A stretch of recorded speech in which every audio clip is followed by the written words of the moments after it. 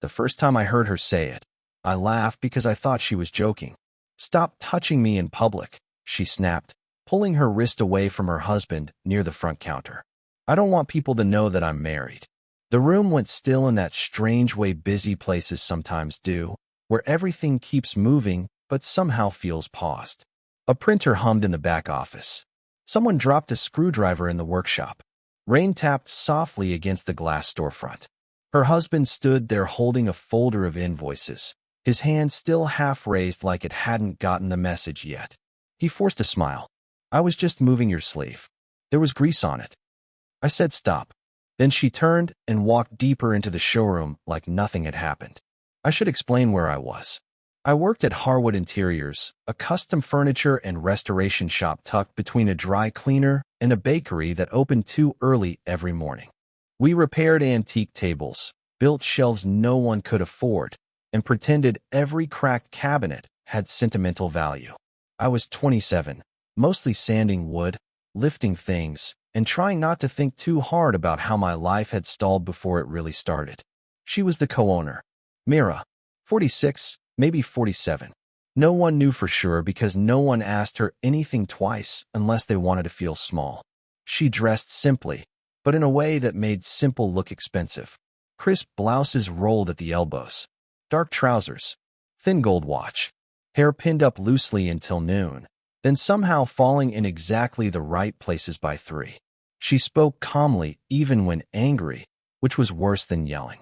Customers trusted her instantly. Suppliers feared her politely. And every Tuesday, her husband came by with paperwork. Alan was older than her by a few years, soft around the middle, always eager in the way some men become when they know affection has become something they need to earn. He called her Mir in front of people. She never called him anything at all. That morning, after the scene at the counter, she came into the workshop carrying a chipped walnut drawer front. "Can you save this?" she asked me. I looked up too fast and nearly hit my head on the cabinet above me. "Yeah, probably." Probably isn't confidence. It's honesty. That made one corner of her mouth lift. Barely, but enough. She set the drawer beside me. Her perfume was faint, something clean and dry, like paper warmed by sunlight. She leaned over to inspect the crack, one hand on the bench near mine. "Honesty is expensive these days," she said. "Then I should charge more.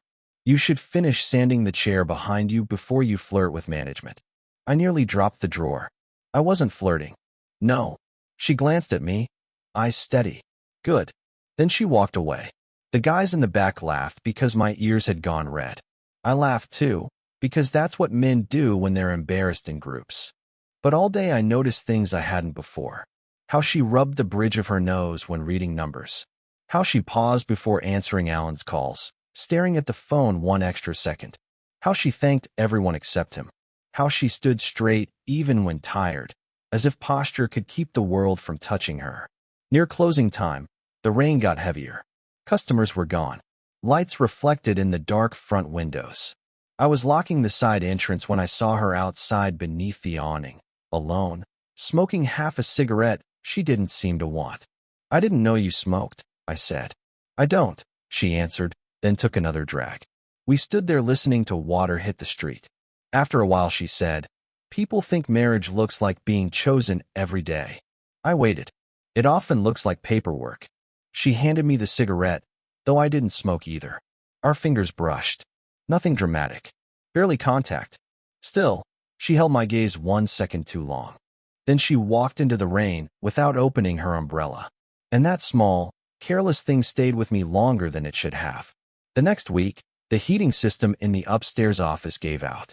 It was late autumn, the kind of cold that slipped under doors and settled into your wrists. By noon, everyone downstairs was wearing jackets.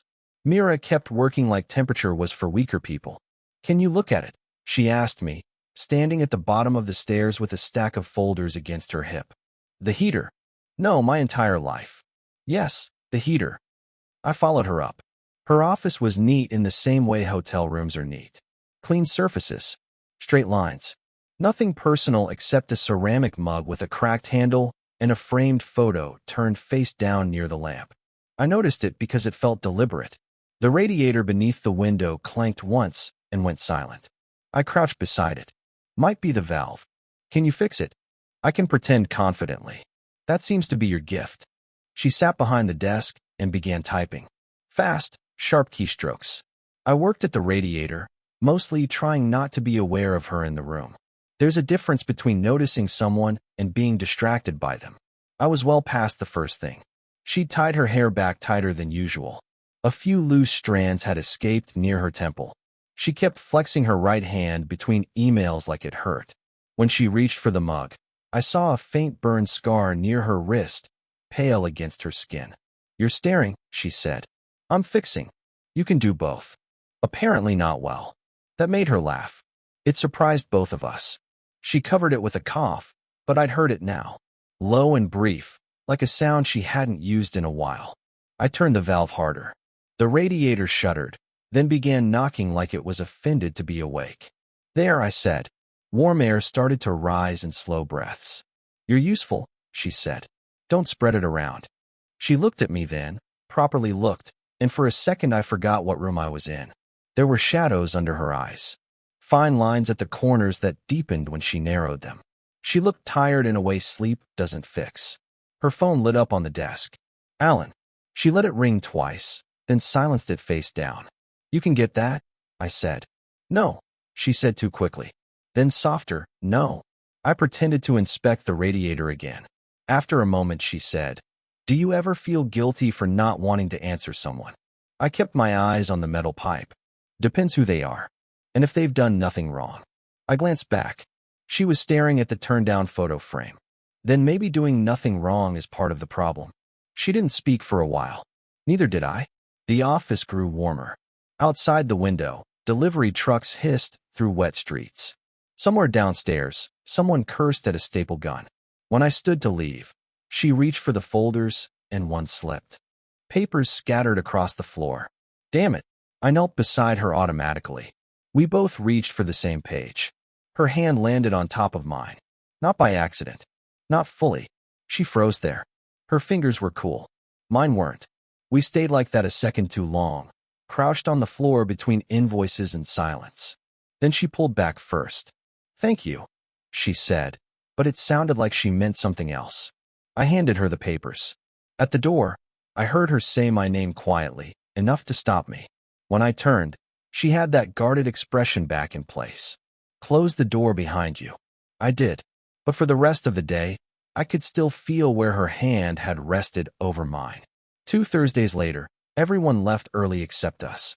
A supplier had missed a delivery, a client wanted changes by morning, and Mira refused to let anyone else stay because, according to her, panic made people stupid after 6 p.m. So by 8, the shop was dark except for the front lamps and the yellow strip of light from her office upstairs. I was in the workshop reassembling cabinet doors when she came down carrying 2 paper containers. I found noodles, she said. From where? Don't ask questions you can't survive the answers to. We ate at the workbench using plastic forks. Soy sauce packets, cold vegetables, noodles stuck together in clumps. Rain ticked softly against the skylight overhead. She had taken off her blazer. The sleeves of her blouse were rolled unevenly. There was a pencil tucked into her hair without her noticing. You look tired, I said before I could stop myself. She glanced up. That sounded older than you are. I meant you've been working all day. I know what you meant. I looked back at my food. After a moment she said, quieter, I am tired. Not dramatic. Not fishing for sympathy. Just a fact placed gently on the table between us. We ate in silence for a minute. Then she asked, Why are you still here? You told me to stay. That's not what I asked. I turned the fork in my hand. I need the hours. That's also not true. I smiled despite myself. You always do this. Do what? Ask questions like you already know the answer. She held my gaze. Only when someone is hiding. Before I could respond, her phone rang. She didn't need to look at the screen. I could tell by the way her shoulders changed. Alan. She let it ring out. Then it rang again. You should answer, I said. Why? Because he'll keep calling. He usually does. There was something dry in the way she said it that made me put my fork down. She answered on the 4th ring. What? I couldn't hear him clearly. Only the shape of a man speaking too loudly through a small speaker. No. I'm still at work. Pause. I don't know where your blue file is. Longer pause. Then her jaw tightened. I'm not doing this tonight. She ended the call and set the phone face down so carefully it seemed harder than slamming it. Neither of us spoke. Rain got heavier above us. I'm sorry, I said. For what? For hearing that. She laughed once, but there was no humor in it. You think that was the bad part? She stood and walked toward the front windows. I followed a few seconds later, not close enough to crowd her. Outside, the street shone black with rain. Headlights slid by and disappeared. My mother used to say, she said, still facing the glass, if you choose wrong once, you spend years trying to make it noble. I didn't know if she wanted comfort or witness, so I said nothing. She turned then, sudden and close. Close enough that I could smell rain and soap and the faint spice of the takeout cartons. You're very careful with me, she said. I'm trying to be. Why? Because I wanted things I had no right to want. Because one careless sentence could ruin whatever unnamed thing existed between us. Because if I touched her now, I might not know how to stop. Instead, I said, because you seem like someone who gets handled badly. Her breath caught. Barely, but I heard it. We stood there with the shop silent around us. Her hand lifted halfway, like she might touch my face. Then the front door rattled. One of the delivery drivers, soaked and apologizing, held up the missing hardware box through the glass. Mira dropped her hand. I stepped back, and for the rest of the night, all I could think about was how close she'd come. After the delivery driver left, we finished the client order without speaking much. She checked measurements. I installed hardware. We moved around each other carefully, like the room had become smaller and neither of us wanted to admit it. By 10:30, the cabinet was done. The rain had stopped. Water dripped from the awning outside in slow, spaced taps. You should go home, she said. You first. I own the place. That's not an answer. She gave me a tired look, then sat on the stool near the sanding table. Not gracefully, just heavily, like gravity had finally won. I'd never seen her sit like that. I stayed standing for a minute, then took the stool across from her. The workshop after hours was different. Machines asleep. Dust settled. No radio, no phones, no customers asking if scratches could be made invisible. Just the faint smell of wood oil and wet pavement drifting in from the cracked back door. She stared at her hands. There was sawdust on her wedding ring. I used to think adulthood would feel clearer than this, she said. I waited. That one day I'd wake up and know what mattered. Who mattered? What mistakes were temporary? She rubbed the ring with her thumb, but didn't remove it. No one tells you some decisions just keep happening to you. You can still change them. She looked up slowly. That's a young man's sentence. It's also true. Is it? Yes. She smiled, but sadly this time. You say yes to things because you still believe time is generous. The room went quiet again. I wanted to argue. I wanted to tell her time had already taken things from me too. That being younger didn't mean being untouched. But I knew this wasn't about winning a point. She stood and walked to the front of the shop. I followed her there without deciding to. The street outside was empty now. Reflections in the glass made us look like strangers standing together. What are we doing? She asked. Not sharp, not accusing, just tired. I felt my throat tighten. Working late. She turned her head slightly. Don't do that. Do what? Hide in jokes when I'm trying to be brave. That landed harder than it should have. I leaned against the counter to keep my hands occupied. I don't know what we're doing. You notice too much. You ask too much. You look at me like I'm, she stopped. Like you're what? Her eyes met mine in the reflection first, then directly. Like I'm still here. I forgot to breathe for a second. She looked away immediately, angry with herself for saying it. I said her name quietly. Don't. She shook her head. Please don't be kind right now. I won't survive kindness tonight. I took one step closer anyway. Not enough to touch. Enough to matter. You think I'm confused, she said. I'm not confused. Then what? I know exactly what this is. And what is it? Her mouth trembled once before she steadied it. It's the first time in years I've wanted to be touched, and I hate that it's you. She left right after saying it. No slammed door. No tears. Just grabbed her coat, keys, and the part of herself she'd let slip for 30 seconds. I stood in the dark shop listening to her heels fade down the sidewalk. The next morning, she didn't come in. By noon, everyone knew something was off because Mira missing work was like the clock refusing to tick. Calls went unanswered. Emails stacked up. One of the suppliers asked if she was sick, and I said I didn't know too quickly.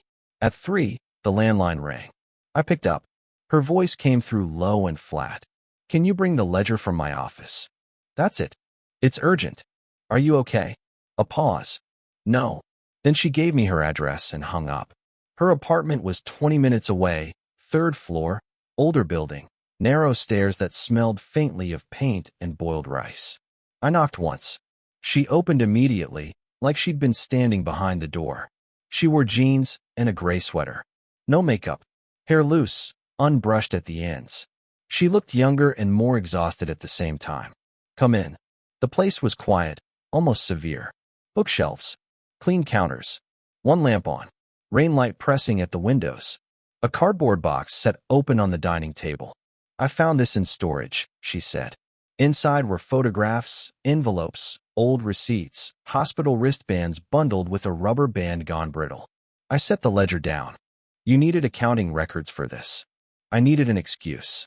She sank into a chair and motioned for me to sit across from her. I did. She picked up a photo and turned it toward me. A man stood beside her on a beach, both of them younger by years. He had my build. Same dark hair. Same crooked nose from some old break.